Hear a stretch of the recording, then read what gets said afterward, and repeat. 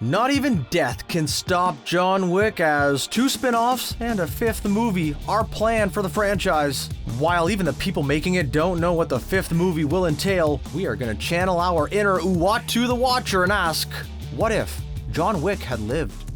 Consider it done. Really, all the high table and all those underneath it had to do was nothing. They just had to leave their legendary killing machine all alone in his retirement. Simple enough task, but then Theon Greyjoy, didn't get the memo. It wasn't even the kind of Mustang that he thought it was, but he went that extra mile and didn't just steal the Mustang, but then there's this whole thing with the puppy.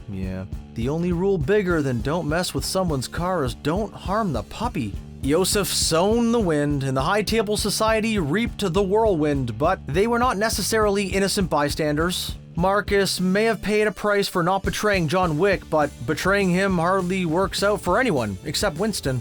Winston is made of Teflon. No matter who he betrays, John Wick, the High Table, it all seems to work out for him. How? Since the world of organized assassinry wouldn't let him retire, he retired a whole lot of assassins.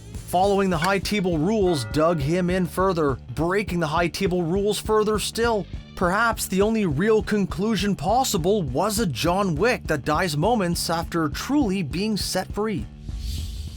Naturally, we are not done yet. Fast and Furious is working its way towards a 12th or even a 13th entry, and James Bond has been kicking around for decades, and even the death of Daniel Craig's version only moderately slowed that train down. So we get The Ballerina, which will take place chronologically between the chapters 3 and 4 following the antics of the ballerina being tormented and instructed by the director in Parabellum. We will also be getting a prequel for the Continental, where we get to see how Winston became so good at skirting consequences. And of course, Chapter 5, where the story is still being determined. It could be any number of things, especially with the luxury of telling the story out of order. Chapter 5 could cover the impossible task, the job that Victor gave Wick when Wick wanted out with the assumption that it would kill him. Instead, it elevated Victor's organization and the legend of the Baba Yaga. If that's the case, we also get to see the budding romance between John Wick and his otherwise absent wife. I could even go further back and explore Wick's time as a hired gun with Caine in the days when the High Table was not manipulating the two into adversaries. Of course, forcing former allies into being current enemies is kind of a bad idea. That's something that the Marquise learned the hard way when Wick didn't fire his last shot. A subtlety that the Marquise hadn't taken into account when he filled in to take what he thought was going to be a fatal blow to the Baba Yaga. But let's imagine that this plan did not come to fruition. There's obviously a path where everything proceeds as already exists, but John Wick's wounds proved to not be fatal, leaving a potential 5th movie to be a further complication. An immortal baby that sits at the high chair of the High Table whose rules override any prior agreements. Obviously, that cheapens the arc that Wick has gone on over the course of 4 movies, no matter how cool it would be to see him fight a super assassin toddler. The real potential lies in Caine and Wick not doing the swap, and instead, Wick winning the duel with Caine and earning his freedom. Freedom from the High Table, that is. Freedom from revenge. In a kill or be kill world, there's no real safe harbor for revenge. Remember, this all started over a Mustang and a puppy. Caine wasn't one to blindly follow orders. Huh? Punny, I know.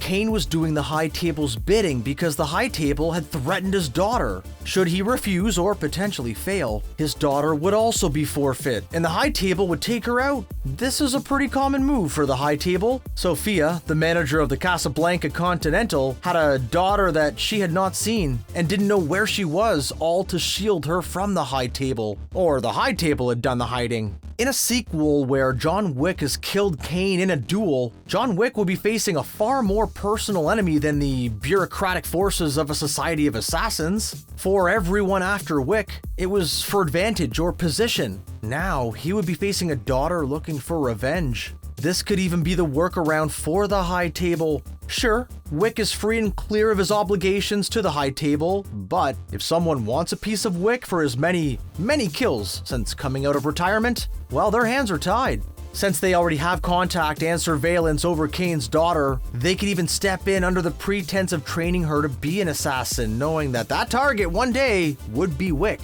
While John Wick becomes less verbal with each entry, By John Wick 4, the main character only had 380 lines. He might be able to have a moment with Caine's daughter and point out that the real enemy is the high table itself. When they then realize there is no free from the high table as long as there is the high table, the two could then join forces in a parabellum-style wall-to-wall kill fest in a sixth movie where they once and for all take down the high table in its entirety. Of course, this scenario leaves Akira without a target for her own vengeance since Caine killed her father in his raid of the Osaka Continental. It could be that, in appreciation for getting revenge, Akira is the one who steps in, giving Wick the chance to get enough of an upper hand to talk to Caine's daughter. This would be another departure for a fifth and possible sixth movie. Not only is Wick dealing with a singular foe with a personal vendetta, should he reason with Caine's daughter and they turn on the high table, Wick would have a more active and less problematic ally.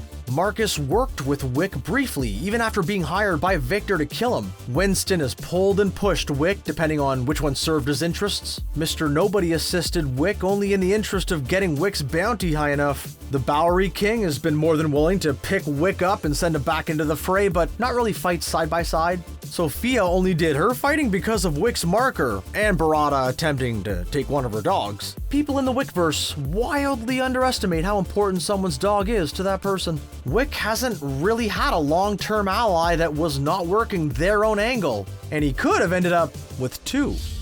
After Caine's daughter finally got her revenge and the high table is defeated, she could then retire, and start a fast food chicken finger chain named after her father, Raising Caines? Yeah, no, you don't like that one? Okay, maybe not. Maybe I'm just hungry. It saddens me